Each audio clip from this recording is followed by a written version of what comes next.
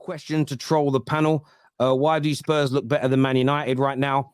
Lost our best player, spent less, manager not as good as Ten Hag. It's a great question from bad luck, Josh. Hope you're well. Why do Spurs look better than Man United, Daniel? Because we're better. That's not an answer. Specificity. Why? Not what. It's a bit what you've said as well. It's like there's better. The fan base is more united. You saw like even before we scored that goal, the stadium was rocking, like absolutely rocking. So the whole club is united right now. We've had the last two managers we've had. It's been a very difficult time we've passed with them, but I'm really, really loving life under Ange Postecoglou. Everybody's just united. It's just like it's like an actual football club. It's a functional football club. This is something I haven't seen like in ages. Terry, I had told you like a few weeks ago before international break that I was gonna take a break. And I wasn't gonna come back till probably later after the North London derby because I had school stuff. I had to like come back on, man, because the emotions I've had watching that game. I've never passed more emotion watching a football game in my life. And that has to do with the new manager appointment, the way that the club is being run right now. And it's just generally like something that I haven't seen in my whole life supporting Tottenham is Tottenham being run functionally. There's still some things that need to be solved. Our squad depth is still crap, but there's things that are going in the right direction right now, and that's why we look better than Manchester United. Listen, you can feel that fact. The fact you guys were singing after 2 games, we've got our club back, is a big part of it. And KJ, you'll tell you, I've said this for years. I do think the way Man United fans are with our club, and I include myself in this, I think we make it worse. Arsenal started to improve when this is the irony of when I've called out Lee and Brandon, these guys over this. All the stuff with the dog and the PR online and the North London Forever that made the fan, plus coupled with the football getting better. As soon as the Arsenal fans, as a collective, as a majority, became happy again, so the football improved. Maybe there's something in that.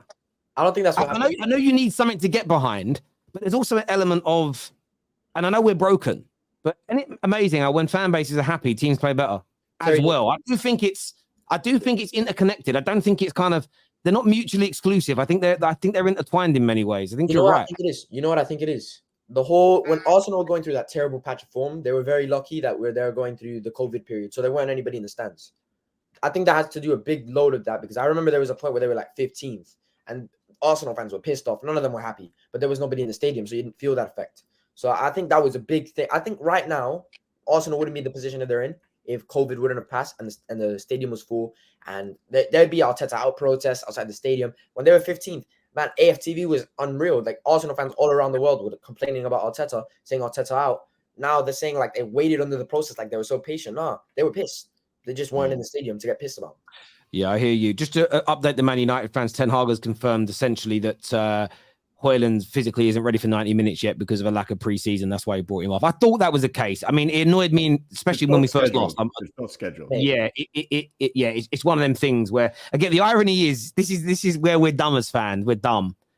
If he leaves him on for 90 minutes and then he put something, he then pulls something, is out for 2 months, and then it turns out he should have come off after 60 minutes, we'd have called the manager a joke. So yeah, sometimes you can't win. Can't laugh at United because we're losing tomorrow, is what Dyke says. Yeah, I suppose Chelsea fans are the only ones that are not going to banter us today. Terry is one of the more objective and rational pundits out there. Keep asking. I'm always going to ask tough questions, and people think it's because I'm trying to catch them out. I'm not. I'm trying to understand how people think. Remember, anyone who focuses on what is a bog standard dry piece of toast. I'm a how and a why person. How and a why. None of United's managerial choices after Fergie have had sustained success at the elite level. LVG and Jose have not had sustained success at the elite level. I think it means just at the club in general. Yeah, okay, right. Keep picking the wrong manager at the wrong time. That could be it. I mean, maybe that is the answer, bro. Maybe that is just it. We keep picking the wrong guy at the right time. If that was the case, though, we wouldn't have to keep rebuilding every squad as well. And that's not to dig out your super chat. It's deeper. This is why it's not as simple as just sacking a manager. Terry, on, if I may, look at Brighton, for example, prime example. It's the literal reverse. A lot of people said when Graham Potter was there, he's the reason they were doing so well. That's why Chelsea went for Potter. Caicedo, certain signings were amazing. They've lost most of their players, but yet still they're able to maintain what they do. Why? Because the structure and the culture at the club is set in. So similar to what Staffy said, and again, I'm agreeing with Staffy in the sense of if you can replace player for player or manager for manager or style for style because your foundation structure isn't perfect, then you're onto a winner. Brighton have lost their best players. Like you said, Terry, don't have the best technical players. So it's not about that, but they have a structure that is literally destined for success. And this is, again, what we want. They lost their manager too, right? I would say this, even the manager. Yeah, I would say this about Tottenham.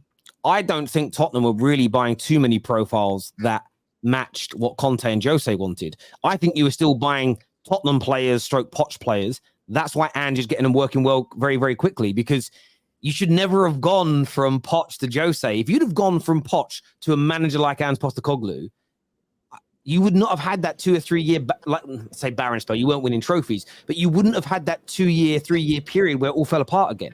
It would have been a natural progression of style. So again, I'm not against sacking Ten Hag, as long as we're not going to try and, as long as we're just going to keep continuing to rebuild the squad how we've started. What I don't want is to go for a manager with a completely opposite view of football who needs 25 again different players. That will ruin us again. Sorry, you were going to say something, Jacob. Sorry, bro.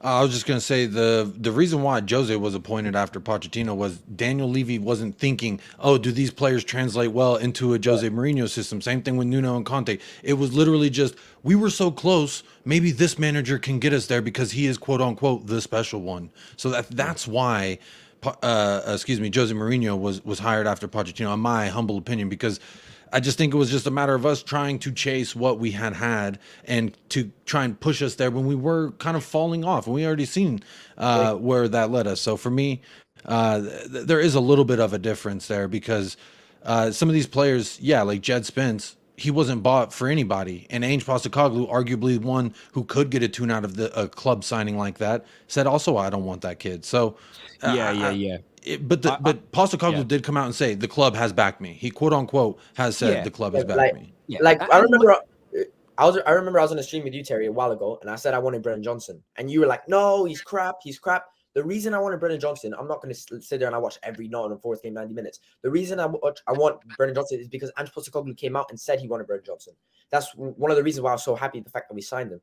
I'm sure he's a good player. Apparently, he's like rapid, but Ange Postecoglou wanted him. Therefore, I back Ange Postecoglou's judgment and sign him. I hear you.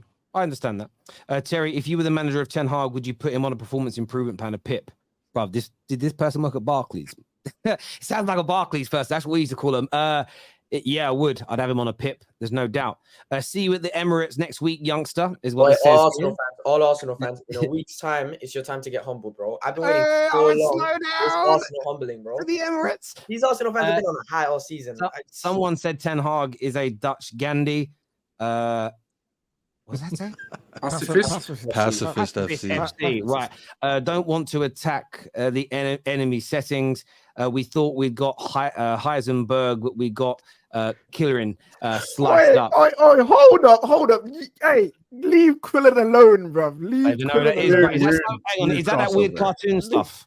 Weird crossover. He's an anime character from Dragon Ball Z. Leave my guy Krillin alone, man. He's out there trying to be a dad. Leave him be. What happened to Casemiro? Listen, I just don't think this is a Casemiro issue per se. I think that's being over egged personally. But that's just me. Just look at the difference between Basuma with one manager to another or system to another or the way a team's performing. We have been telling you the team is mid. Only one who can help you is God. But instead of reaching to him, you lot would rather support the devil. That's the Red Devils. Origi 10 times the player that Rashford is. Theatre of nightmares. I hear you on that. So I will agree with mid. Can we then agree that Ten Hag overachieved last year then?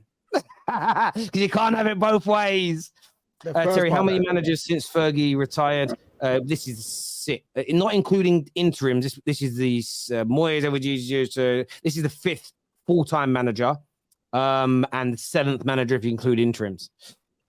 Terry, you're a sensible Man United fan. Unfortunately, there's a lot of arrogant ones on the tube. They need to realize that United's scare factor is long gone. No one takes them seriously like that anymore. The club is wounded. Can I just address that though, because realistically, that was our first loss at home, like since when? Like I lost Brighton count. last season. So I get it. It's easy to come into the banter and teams come and they play you, but nobody's been beating us at Old Trafford. That's why today hurts a lot more than anything. Like this has been the one thing you've been able to I've been able to wake up early and at least know I'm not going to see a loss when we're home for like the last year almost. So to say, oh, we don't have a fear factor at home, no, that's not true. Because then we'd be getting beat left, right, and center at home. You got a leaking factor at home. I know that. But... Yeah, I know. So I don't disagree. I was appalled at that stadium when I went. This here says Arsenal fan here. Rashford is the most selfish player I've ever seen in the Premier League. He don't want to pass the ball to Højlund. I'm angry with him. He's a goal scorer. He should have squared the ball. He should have squared the ball. Interestingly, Staffy was on earlier, who actually said he thought he had a good. I actually thought he had a good game today overall. Rashford. He was again. If more of our attackers were as dangerous as him today, we'd have won. Anyone change top 4 predictions after 5 games? Yeah, Man United not in my top 4 anymore. 100% out of it now. I'm done talking about this player and that player. We need this. We need that. Sell him and sack him. I'm tired of talking about the real problem. The real problem that no one cares. The club is ruined for one reason only.